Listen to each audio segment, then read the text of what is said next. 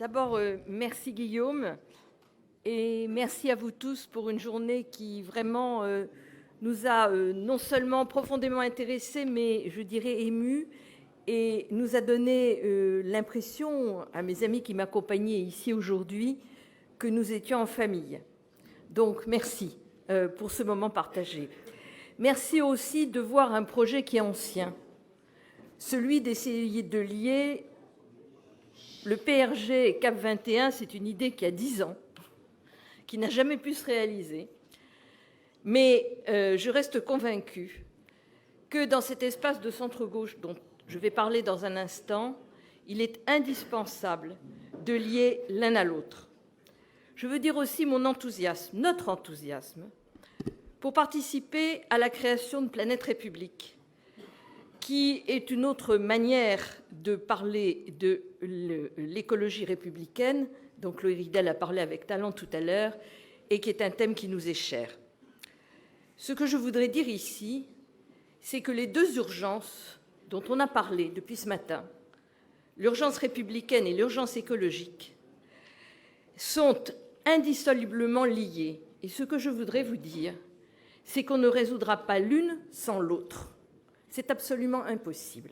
Et c'est cela que je vais essayer de vous dire en quelques minutes.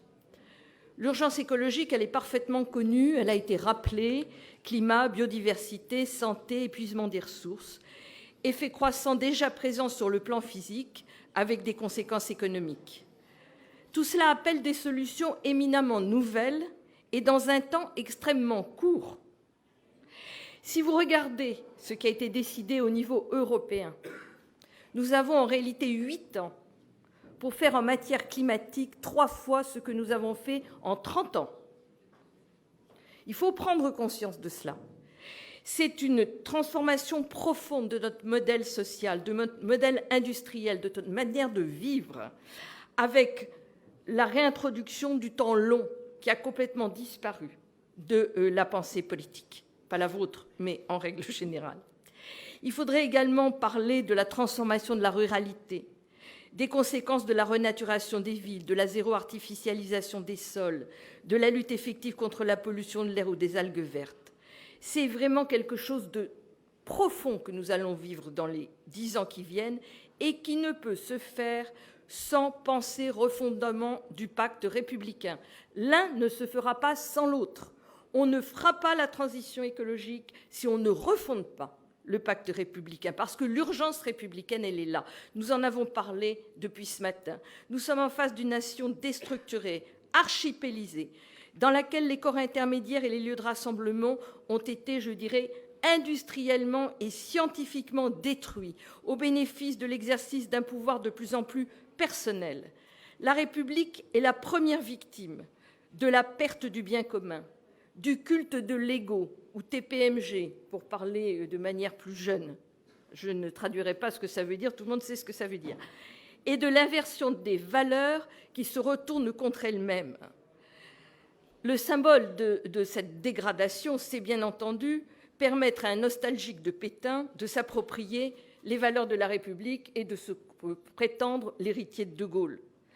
De rappeler, comme nous l'a dit Richard Malka ce matin, que ce qui fondait la gauche, l'universalisme, la confiance dans le fait que chacun d'entre nous devait rester maître de son destin et que personne n'était assigné à résidence, a été complètement déserté par une partie de la gauche.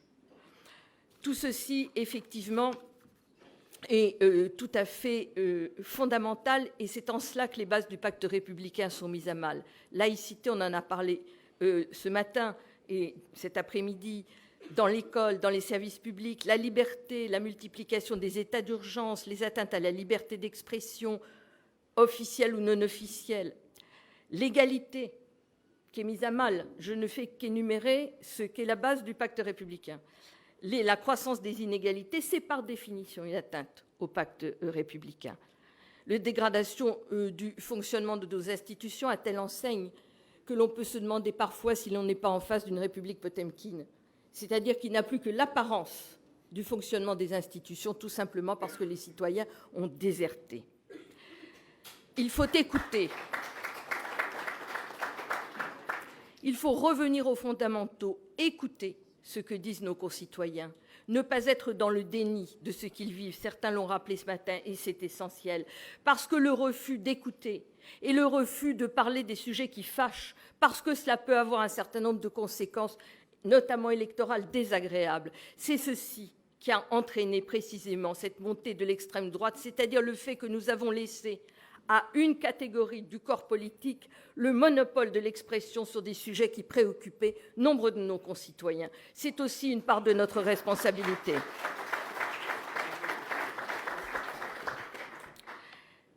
Travailler à la République et à l'écologie ensemble.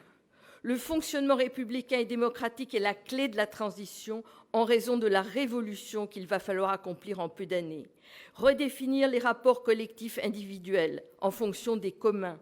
Lutter contre ce qu'on appelle aujourd'hui l'éco-anxiété, notamment chez les jeunes, et les problèmes générationnels qui vont avec. Ils nous ont rappelé ce matin qu'ils n'avaient connu que des crises. Leur donner des raisons d'espoir, lier transition et solidarité. Ça vient d'être rappelé avec Léon Bourgeois. Revoir notre fiscalité, rendre la transition financièrement possible pour tous. On ne peut pas continuer à encourager nos concitoyens à avoir des comportements dits vertueux et à défavorer fiscalement systématiquement les solutions vertueuses. Ça ne marche pas et ça ne marchera jamais.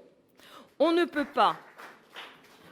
pas créer des frustrations majeures dans la valeur des sols, ce qui va arriver avec le zéro artificialisation nette, qui est quelque chose d'absolument essentiel, mais qui va être extrêmement frustrant et léser beaucoup de gens sans penser à des formes de compensation et un nouveau système de valeurs foncières pour compenser entre ce qui sera naturel et ce qui ne le sera pas, sinon ça ne sera jamais accepté. Ce sera la révolution dans nos territoires. Il faut penser à tout cela. La réponse à l'urgence écologique, elle ne passe pas par une transition douce, nous n'avons pas le temps, mais par une définition nouvelle des priorités des investissements. La radicalité, c'est mettre l'économie et la finance au service de la transformation écologique. C'est ne pas recommencer nos erreurs industrielles en mettant tous nos œufs dans le même panier. C'est d'être pragmatique. C'est de pouvoir effectivement être ferme, extrêmement ferme, sur les convictions qui sont les nôtres. Il faut passer de la virtualité à la réalité des promesses. La réforme en profondeur de nos institutions pour sortir d'une forme de monarchie républicaine qui repose sur la captation des pouvoirs, déposséder les parlements, puis déposséder le gouvernement pour arriver à un seul conseil de défense qui prend quasiment toutes les décisions, c'est absolument inacceptable. Ça n'a rien de démocratique et ça n'a rien de républicain.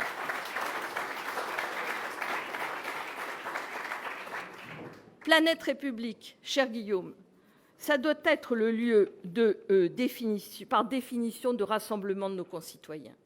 Plus de 80% de nos concitoyens considèrent l'urgence écologique comme une priorité et pourtant bien peu, dans les intentions de vote, se manifestent en faveur du candidat portant l'écologie.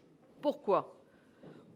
Parce qu'aucune offre politique aujourd'hui, et c'est celle que nous devons faire, n'est capable, de manière ferme, voire radicale, de conjuguer les deux champs essentiels capables de nous rassembler sur l'avenir de nos enfants, notre santé, des formations adaptées aux emplois d'aujourd'hui et de demain, et avant tout le sens de leur vie. C'est la liaison, c'est le mariage entre l'écologie et la République qui nous permettra d'y répondre.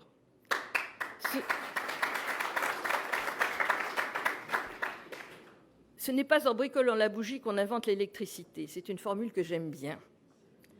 L'innovation est indispensable, ce qui implique de sortir des structures classiques en travaillant sans faux-semblants et sans sentiment de supériorité avec les multiples organisations de la société civile qui acceptent la gageure. Et on ne peut que se réjouir de voir des gens de talent comme David Geiz effectivement accepter de venir travailler à cela.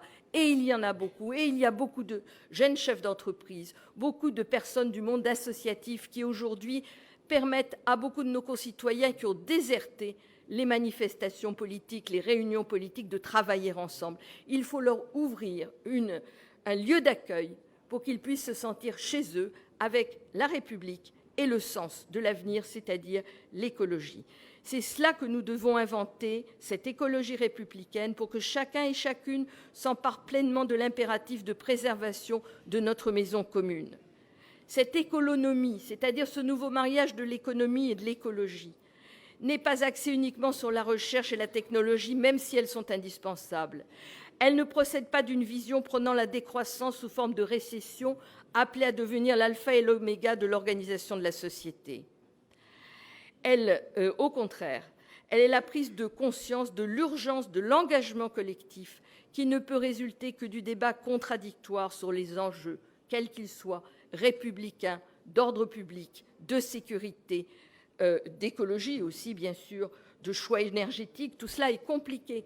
Il faut qu'il y ait un débat contradictoire qui permette de sortir les meilleures solutions, ce qui n'empêche pas de rester ferme sur les principes qui sont les nôtres. L'organisation institutionnelle doit être profondément repensée pour permettre à pouvoir et contre-pouvoir de fonctionner, et surtout pour donner à la société les réels moyens de peser sur les choix.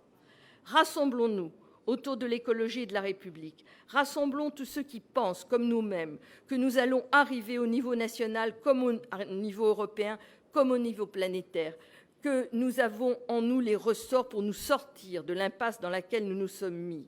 Retrouvons l'unité nationale autour d'un objectif capable de donner à tous les moyens et l'envie d'être acteurs de ce projet, qui n'est rien d'autre que d'assurer la pérennité de notre nation et la pérennité du vivant.